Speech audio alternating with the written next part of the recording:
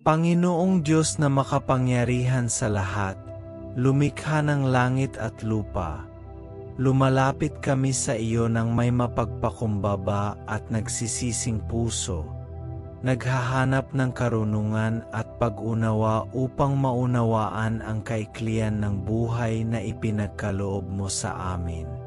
Binigyan mo kami ng regalo ng oras, isang mahalaga at may hangganang mapagkukunan, na madalas naming napapabayaan at sinasayang ng hindi napagtatanto ang tunay na kahalagahan nito. Panginoon, huli na naming natutunan ito.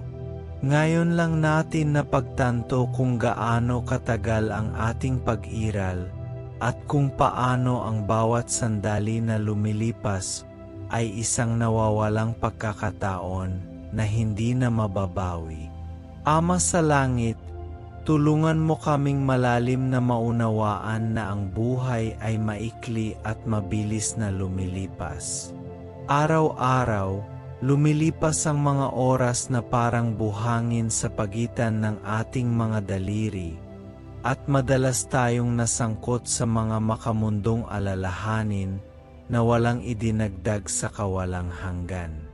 Turuan mo kaming bilangin ang aming mga araw upang kami ay magkaroon ng pusong may karunungan, gaya ng sinasabi ng iyong salita. Naway kilalanin natin ang kahinaan ng ating pag-iral at unahin ang tunay na mahalaga.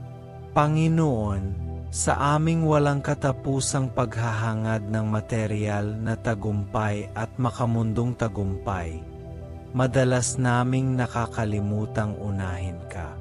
Patawarin mo kami sa aming mga sandali ng kapabayaan, kung saan nabigo kaming maglingkod sa iyo ng may integridad at debosyon. Tulungan mo kaming makita na ang tunay na katuparan ay hindi sa mga bagay na nasisira ng mundong ito, kundi sa isang malalim at makabuluhang relasyon sa iyo. Naway ilaan namin ang aming oras at lakas para mas makilala ka, pagninilay-nilay sa iyong salita at hanapin ang presensya mo araw-araw. O Ama, ang buhay ay isang singaw na lumilitaw sa ilang sandali at pagkatapos ay mawawala. Ito ay nagtuturo sa atin na pahalagahan ang bawat sandali na kasama natin ang ating mga mahal sa buhay, na gumugol ng kalidad ng oras kasama ang ating mga pamilya, upang ipahayag ang ating pagmamahal at pagpapahalaga sa mga mahal sa atin. Naway maunawaan namin na ang mga relasyon ay mahalaga at ang pamumuhunan sa mga ito ay salamin ng iyong pagmamahal sa amin. Bigyan mo kami ng karunungan na balansehin ang aming mga responsibilidad at prioridad. Palaging inuuna ang pagmamahal at pakikipag-isa. Panginoon, alam namin na kami ay tinawag upang maglingkod sa iyo at maglingkod sa iba. Naway gamitin namin ang aming oras sa paggawa ng mabuti, upang maging liwanag sa gitna ng kadiliman at buhay na patotoo ng iyong pag-ibig at biyaya. Tinutulungan tayo nitong makahanap ng kagalakan at layunin sa paglilingkod sa iba. Kilalanin ang mga pangangailangan sa ating paligid at kumilos ng may habag at bukas palad. Naway mamarkahan ang ating pamana, hindi ng akumulasyon ng materyal na mga kalakal, ngunit sa positibong epekto na mayroon tayo sa buhay ng mga nakapaligid sa atin. Ama, ang pagkaapurahan ng oras ay isang katotohanan na madalas nating binabalewala. Ang bawat araw na ibinigay sa atin ay isang pagkakataon na mamuhunan sa kung ano ang walang hanggan at pangmatagalang. Naway gamitin natin ng matalino ang ating oras, na iwasan ang pagpapaliban na kadalasang nagpaparalisa sa atin. Tulungan mo kaming tubusin ang oras, dahil ang mga araw ay masama at ang oras ay mahalaga. Naway maging masigasig kami sa aming pag-aaral, naghahanap ng kaalaman at karunungan na magbibigay daan sa amin upang matupad ang iyong mga layunin sa aming buhay. Naway kami ay maging disiplinado at nakatuon sa aming mga responsibilidad, batid na ang bawat gawain, gaano man kaliit, ay magagawa para sa iyong kaluwalhasyan. Panginoon, sa isang mundo kung saan maraming bagay ang nakikipagkumpitensya para sa aming atensyon, bigyan kami ng kalinawan upang malaman kung ano ang tunay na mahalaga. Naway gumawa kami ng mga pagpili na sumasalamin sa aming pananampalataya at mga halaga. At nawa ang bawat desisyon na aming gagawin ay gabayan ng iyong banal na espiritu. Tulungan mo kaming panatilihing nakatuon ang aming mga mata sa iyo. Hanapin muna ang iyong kaharian, at magtiwala na ang lahat ng iba pang bagay ay idaragdag sa amin. Makapangyarihang Diyos, naway mabuhay tayo sa bawat araw na may kamalayan na ang oras ay isang mahalagang regalo na hindi maaring sayangin.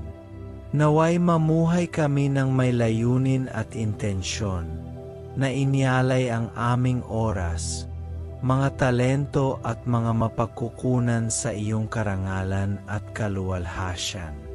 Naway ang aming buhay ay maging salamin ng iyong pag-ibig, isang saksi sa iyong kapangyarihang makapagpabago, at isang halimbawa ng debosyon at katapatan.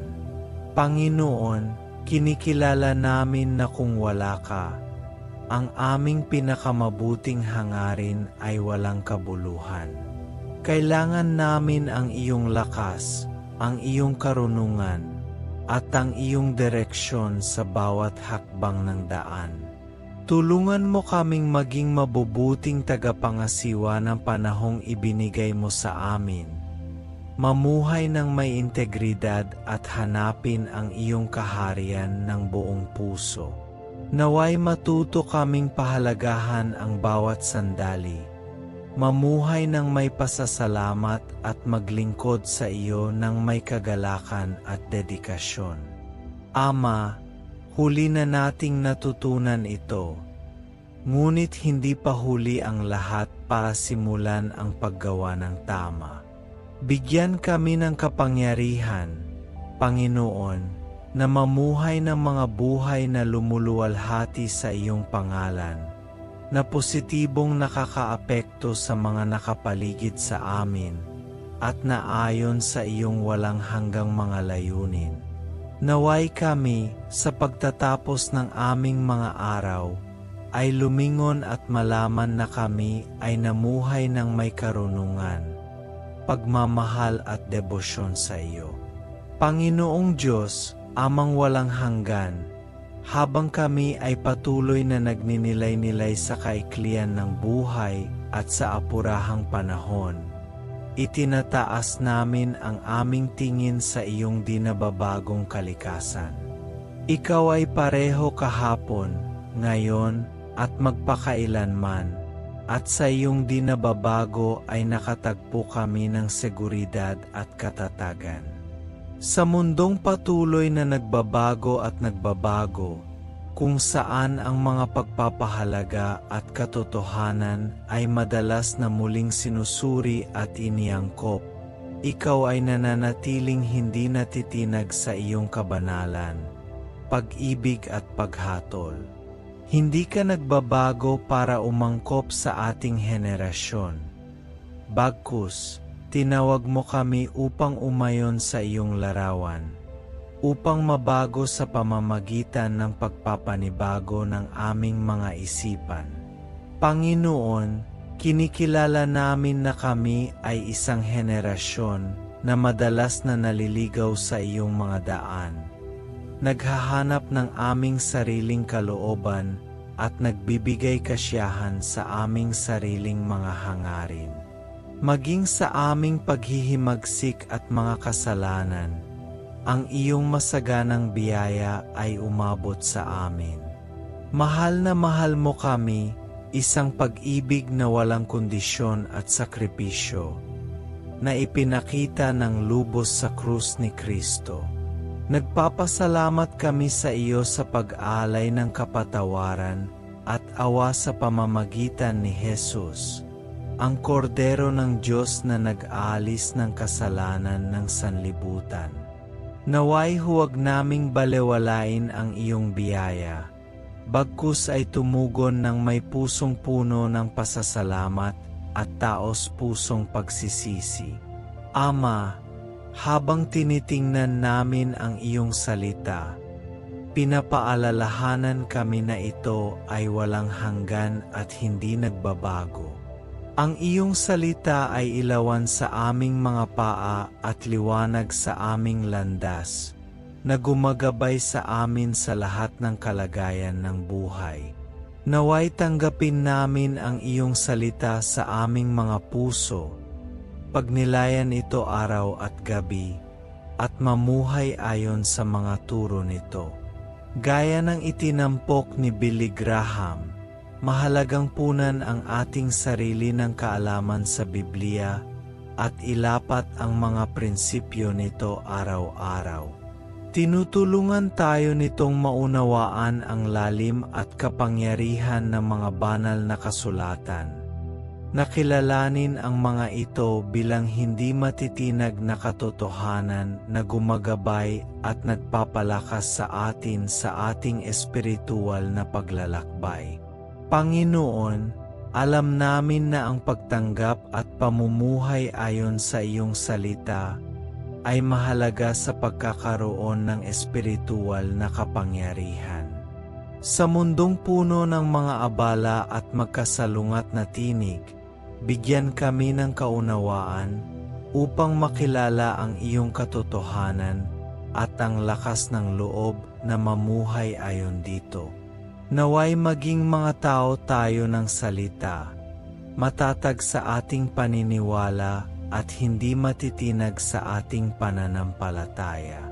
Tulungan kaming maging mga buhay na saksi sa pagbabagong kapangyarihan ng iyong salita, na ibinabahagi ang mensahe nito ng pag-asa at kaligtasan sa lahat ng nasa paligid namin.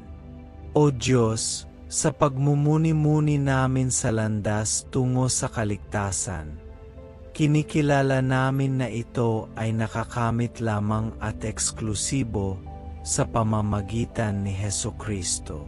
Siya mismo ang nagsabi na siya ang daan, ang katotohanan at ang buhay, at walang sinumang lalapit sa Ama maliban sa pamamagitan niya ang pananampalataya kay Kristo at sa kanyang gawaing pagtubos sa krus ang tanging paraan upang makipagkasundo sa iyo. Salamat, Panginoon, sa pagpapadala ng iyong anak upang bayaran ang halaga ng aming mga kasalanan, upang kami ay tubusin at ibalik ang aming relasyon sa iyo. Naway ilagay natin ang ating buong pagtitiwala kay Jesus. Isuko ang ating buhay sa Kanya at pagsunod sa Kanya ng may debosyon at pagsunod. Panginoon, mahalagang magtiwala at italaga ang ating sarili kay Kristo upang makamtan ang buhay na walang hanggan at maranasan ang tunay na pagbabago. Tulungan kaming maunawaan ang lalim ng sakripisyo ni Jesus at mamuhay sa liwanag ng katotohanang iyon.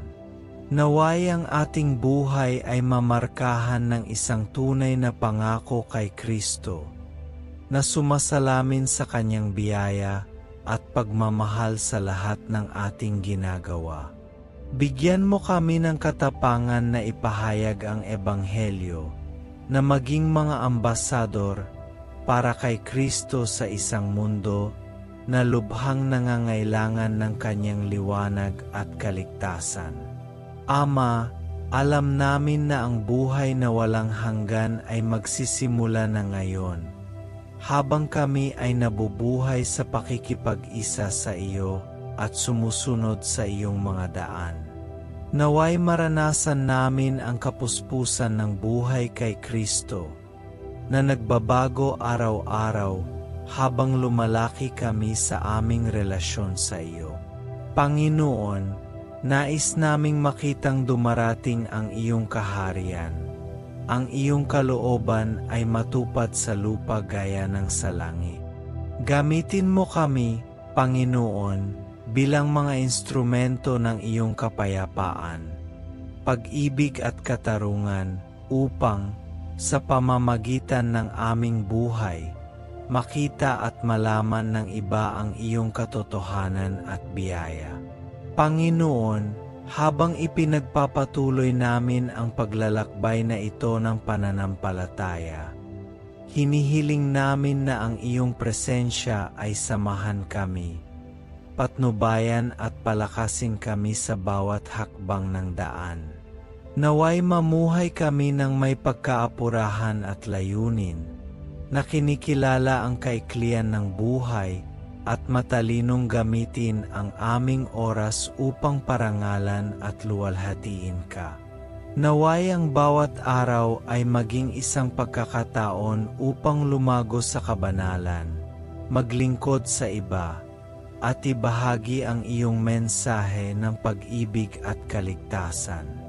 Ama, alam namin na kung wala ka, wala kaming magagawa. Kami ay lubos na umaasa sa iyong biyaya at kapangyarihan upang mamuhay ng mga buhay na kalugod-lugod sa iyo. Pahintulutan kami, Panginoon, na maging tapat na mga katiwala ng oras, mga talento, at mga mapagkukunan na iyong ibinigay sa amin. Naway mamuhay kami ng walang hanggan, na gumagawa ng mga pagpili na may walang hanggang halaga at nagpapakita ng aming pangako sa iyo. Sa pangalan ni Jesus, aming tagapagligtas at Panginoon, pinasasalamatan ka namin at pinupuri ka. Amen.